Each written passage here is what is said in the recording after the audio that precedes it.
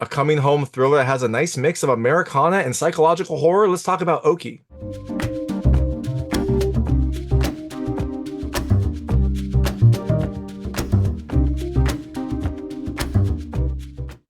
Hey everyone, it's David Stark from Watch Your Pass. And you might be wondering why I'm wearing American flag sunglasses and have my American flag bandana. Well, I am going to talk to you about Okie, which is a thriller that has an interesting mix of Americana and supernatural aspects. Now, does this mix work? Is this a movie you should check out? My hot take is I think you should watch it. I liked it a lot. I was actually pleasantly surprised by this movie. I thought it was a beautiful, fun, coming home thriller that has like a wonderful setting, great writing, a really nice slow build-up, fun characters, but it doesn't quite stick the landing. But overall, I actually really loved it. I was pleasantly surprised by this movie. I really enjoyed the small town feel, the whole build up. So I definitely think you should check it out. So all that being said, I'm gonna tell you a little about the film, a few things I like, a few things I didn't like, and then really quickly go into a recap. So as you can imagine, there will be spoilers in the recap section. If you don't know what happens in this movie, and you might not, there are some big surprises, some big twists along the way. I would turn it off when I get there. Before that, though, I'll keep it vague. I'll keep it spoiler free. I'll let you know when I get to those spoilers.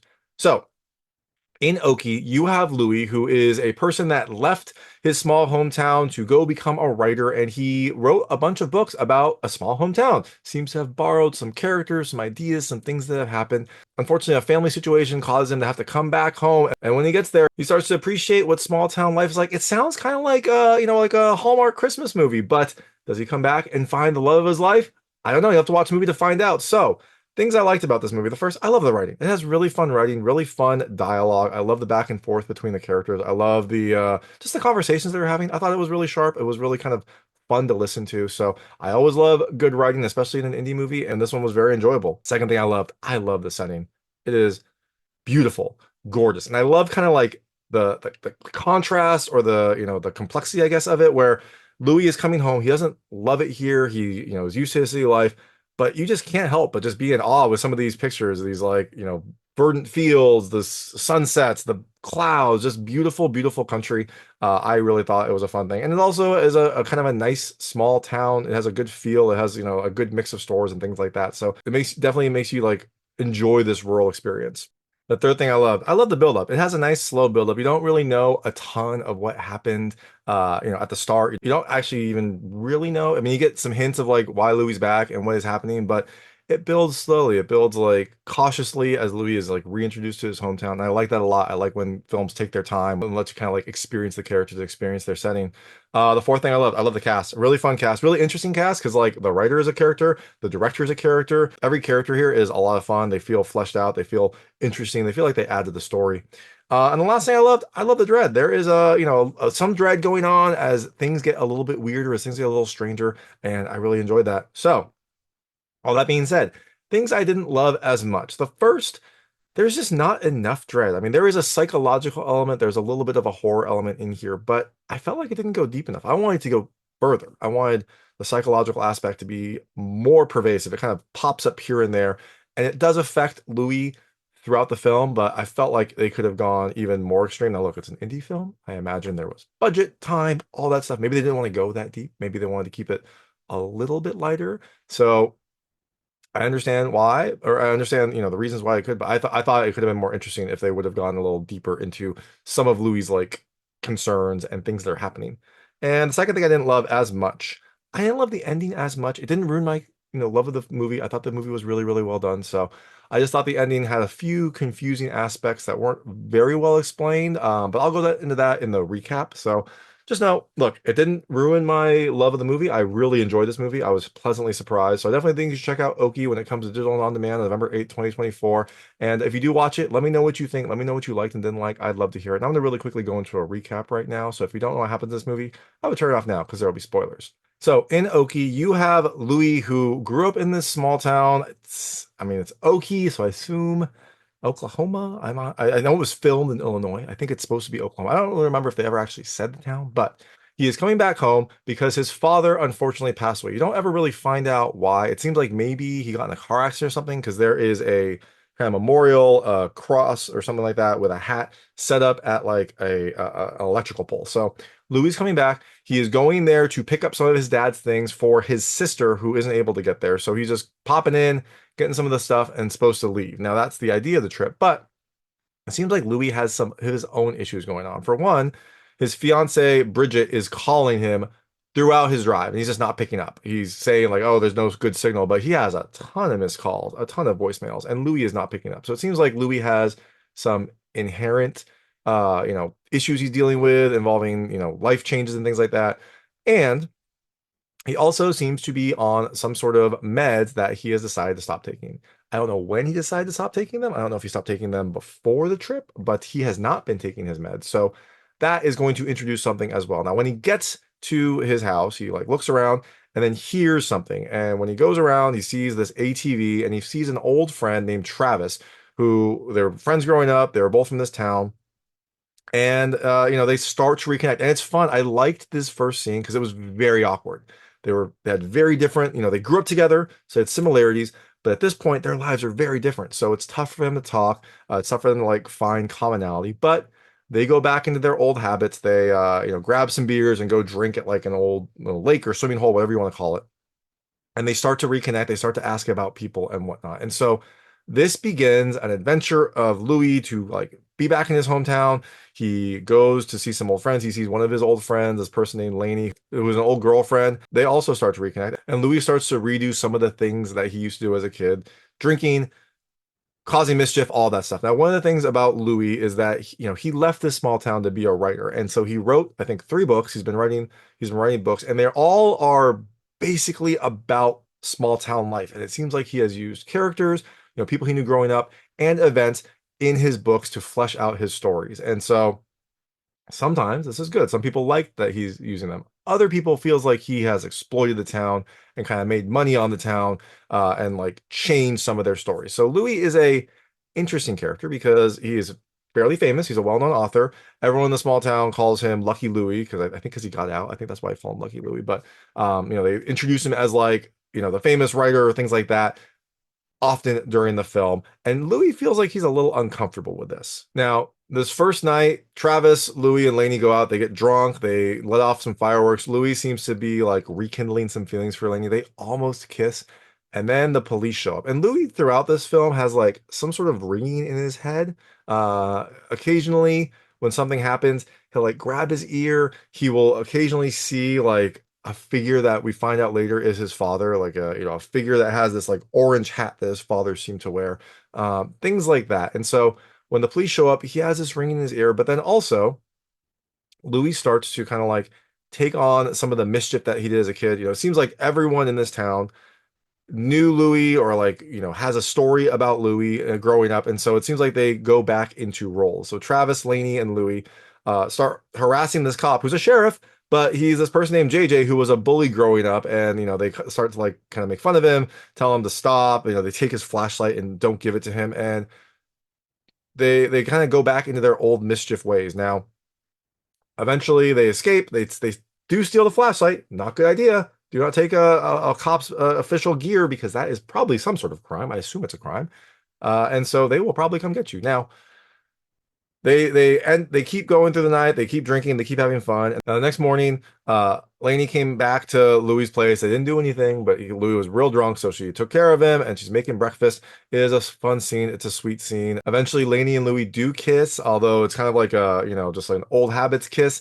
Lainey says, "I guess we'll never know, huh?" Before, so it seems like they're starting to rekindle their old relationship. But remember, Louis has a fiance. A fiance he's not calling. A fiance he should be calling. He does FaceTime her at some point, and kind of like seems to go into like a breakup talk, but the signal breaks up, and so he doesn't go through it. But it seems like Louis is having a lot of second guesses here. Now, we do find out during that call that Louis is going through some things personally because his dad died, but also he's not taking his medication, and he has a ending for his book that he has to give to the publishers, and he's not giving it to them. That is all kind of like pushing against him, and so it seems like there is a lot going on with Louis, and he is just kind of ignoring it all.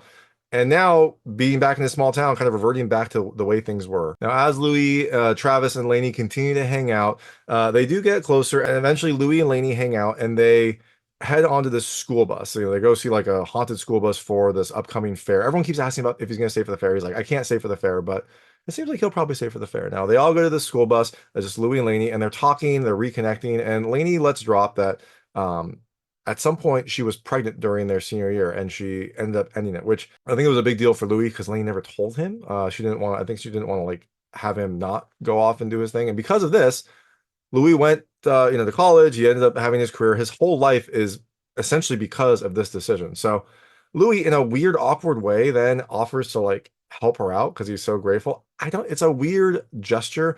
I think he was trying to like be nice to her and kind of offer her something that he could give her since he couldn't give her anything physical because he's engaged. So he offers to like help support her, help give her some money because she needs it. And she's like, what are you doing? Like, I'm fine. Like, I don't need your charity. And it becomes real awkward. Eventually, when Lainey drives him back and drops him off, he gives her a bunch of money from his wallet and she like takes it because he's giving her money. But it's a very strange, strained situation. It seems like their relationship is going south at this point. Now, early on in his stay, remember this was supposed to be a very short trip, like pop in, get some stuff, pop out. Well, early on, his Tesla has some trouble, so he has to drop it off at the local mechanic. Now, it's a small town. They don't have a ton of Teslas, so the mechanic is like, he's not sure how long it's going to take. It could take a while. He might have to order parts, and kind of just drops it off and keeps going on his way. Now, as the movie progresses, Travis keeps saying that I think Paul was his name, the mechanic, and like, oh, like it's going to be another week, things like that. So Louis is sticking around because his Tesla is broken, and also I think he's having fun. I think he's having fun reconnecting, and the time just keeps on slipping. Now, eventually, when Louis offers that money to Lainey, he also then like kisses her, and it's a very awkward. Everything about this whole situation is awkward, and unfortunately for Louis, or maybe fortunately, to kind of like break him out of this weird spell he's in, his fiance is there because she hasn't heard from him. She's been calling him. He hasn't picked up. He lost his phone somewhere. He's just kind of a mess. And she shows up when he's kissing Lainey. Now, this wasn't good for anyone. And his fiance yells at him. They have a fight and she leaves. But while she's leaving, she says a few things like, she says, "Where have you been? It's been 5 days." And Louis like, "It's only been 3 days." So something is slipping in his mind. Like time is slipping. I don't know if it's his meds. I don't know if it's the effect of the town. I don't know if it's something else, but time is slipping. And we see this a couple times, not often, but there's like some scenes where, like Lainey will be helping Louis and then it'll like switch to much later. And it'll happen in an instant. So it seems like Louis is either blacking out or something is happening. So he is having trouble keeping track of time. I assume it's his meds. Also, the publishers are very angry at him because he hasn't finished his ending to his book. And he's like, "Oh, this is all part of the process. I'm just getting ideas." But it seems like Louis is avoiding a lot of things by being in this small town. His relationship with his fiance, his work obligations, all that stuff. It seems like he is avoiding all of this and reverting back to kind of like his teenage life, things that are happening when he was a lot younger. And that is probably not going to be good for him long term. Now, after all this happens, after his fiance shows up, after all this time slipping, Louis goes to sleep. He has a dream where he is visiting the like looks like the pole where his father died. He's dressed like Travis though. And then he sees his father in a car and the father looks over at him and says, "Time for the fair." And while this is happening, it switches up. He wakes up and he sees Travis. Travis says, "Time for the fair." So it seems like Louis has stayed long enough to go to the fair. They all go to the fair. It's a beautiful scene. I love the lights. I love the camera work. I love all the neon that happens. It is a really fun look. And when he's there, Travis eventually takes him to this dunk tank and like announces him as the famous and infamous Louis Mulligan and puts a pig nose on him and then puts him in the dunk tank and all the friends then take turns dunking him. It's a weird scene. I guess they're all angry at him for the things he's written, the way he's acted, things like that. So they all take turns dunking him. And eventually, while he's dunking, the water turns into blood. So he like gets soaked in blood. He gets out. He gets really angry at them for doing this. He yells at them. He insults them, calls them like small town Okies and whatnot. And then he runs. And eventually Travis finds him and tells him to cut this crap. And Travis is like, "I gave you an opportunity to make amends." And Louis says, "Look at me." And he looks down and all the blood is gone. So it seems like some level of this was in his head, like the blood part was. I don't know exactly what part of it was in his head. That's one of the things I didn't love about the ending. I don't know what was actually reality and what wasn't. Maybe that's the point though. Like Louis' head is all messed up, but at some point the blood is gone. And Travis is like, "I can sneak you out of here and save you an ass whooping." Now, while this is happening, Louis turns around and he sees his dad, his dead dad, as a specter, and he just gets freaked out and like runs into a river of some sort and tries to escape. Now, after this, he wakes up in a hospital. It seems like he was found there, taken to the hospital. Maybe he passed out or something. He is getting his pills. It seems like he is getting better. They give him a new prescription for all of his pills. He picks up his clothes. He goes to pick, he like finally seems to be balanced out, and so he goes to pick up his car, and he finds out his car was like ready the day after he dropped it off. The mechanic phoned a friend, they knew what to do, they fixed it, and the mechanic told Travis when he swung by that his car was ready, and Travis didn't tell Louie or kept telling him it was broken. So it seemed like Travis wanted to hang out with Louie. Now again, I'll go into this a little bit later. I don't know if that was wanting to hang out or like had this plan. I'm not sure. Now, Louis goes to visit Lainey, and she is still upset with him in for many reasons. And so she basically ignores him. She says, like, oh, the bar's closed. And he's like, oh, but it looks open. It's like, oh no, locals only. He's like, oh, let me come in. He's like, no. She's like, no, locals only. So she blows him off. Louis gets in the car. He drives by Travis. Travis just like gives him a little like nod as he's leaving, doesn't like give him a hug or anything like that. As he's leaving, thinks everyone is looking at him. I don't know if this is paranoia or if this is what happened because he, insulted the town. I'm not 100% sure. But on his way out, he gets pulled over by JJ the cop. And the cop comes up and he basically says, like, since your episode, I've been getting a ton of calls. I volunteered to escort you out to make sure you got across county lines. So seems like JJ wants to make sure he leaves and also maybe protect him a little bit. Um, He gets in the car, he keeps driving, he looks in his rearview mirror, he sees his dad, so his dad is like still haunting him, even though he's like leveled out and has his pill. And as he finally leaves the county, he gives Bridget a call and she doesn't pick up. It just rings and rings and rings, just like he did to her on his way in. And that is the end of the movie. That's Okie. So, like I said, I loved a lot about it. I really love the setting. I like the characters. I thought it was a really fun film. I thought it had an interesting like mix of Americana and psychological horror. The one thing I didn't love is like I didn't approach the dread enough. I wanted to get more dreadful. And also, I wasn't sure where the kind of like like where the ending happened. I think if I had to guess, I think Travis did lie to him because he wanted him to hang around. I think he wanted to like, you know, hang out with his friend. I think he missed him. But the dunk tank was there. So I don't know if like that dunk tank was actually set up. Maybe it was like a charity thing. I don't know. Like I don't know where the nose came from. That might have all been in Louis's head. It's possible that Louis just kind of like blacked out, got wet somehow, and then just like insulted all of his friends. But it felt like it was an actual thing. So I think it could be a couple things. Like one, Travis did want to hang out with him. Louis started to fall back in his old ways. He stopped taking his medication. He started like having episodes and things like that. He insulted Lainey by like offering her money when she didn't want it. She just wanted like his friendship and maybe to like rekindle an old flame. And that caused some issues. And then again, he like blacked out at the fair and caused an episode. When Travis tried to get him out of there, he ran from him into the water, passed out, went to the hospital. I assume Travis probably took him to the hospital. And then, when he's leaving, no one wanted to deal with him anymore because of what happened, because they thought he was crazy or because he was too big for this town. Or this was a big, elaborate revenge scheme where they wanted to keep him at this place.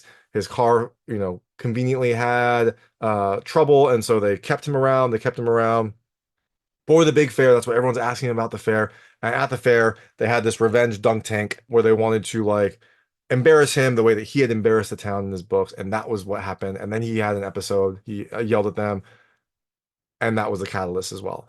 I could see both of those. I mean, the revenge thing is interesting, but and they would know that he's coming because his dad just died. I assume they assumed he would be coming because his dad just died, so it could have been a large plot. That felt like that would need more coordination than the other one where he was legitimately connecting with his friends, and his friends did seem like they were connecting with him. It seemed like they were all kind of like going back into their old ways and having fun. So I think that's the more likely scenario. He was connecting with his friends. He was having fun. He stopped his meds that caused some other issues to pop up, and then he just had like some sort of break at the county fair, yelled at everyone, insulted everyone, and then kind of like ran off into the night. Uh, that's just kind of my guess. But you know what? If you see it, let me know what you think. What do you think happened? Where do you think this was? And also like the scene of his dad was interesting. It never seemed to have consequence. It never seemed to like his dad never seemed to be mad at him for anything. Like you would think his dad would be mad at him for leaving, right? Leaving the hometown, not coming back. We didn't get any of that. His dad was just kind of like this presence that we saw throughout that was a reason for him to come home, but then there was no reason. We didn't know why he kept seeing his dad. So I wish there were a little bit more connections. Like I said, a little bit more dread, a little bit less confusing of an ending. But overall, I did really like this movie. I thought it was a really, fun movie. I thought it was well made. I thought it was beautiful. So I definitely think you should check it out when it comes to digital and on demand, November 8th, 2024. And again, if you do watch it, let me know what you think. Let me know what you liked and didn't like. Let me know what I got right and wrong. I would love to hear it. And thanks so much for watching. If you like this review, please like and subscribe to this channel. It helps me out a lot. Make sure all my new content goes straight to you. Thank you. If you don't know what happens in this movie, I would turn it off then. If you don't want to know,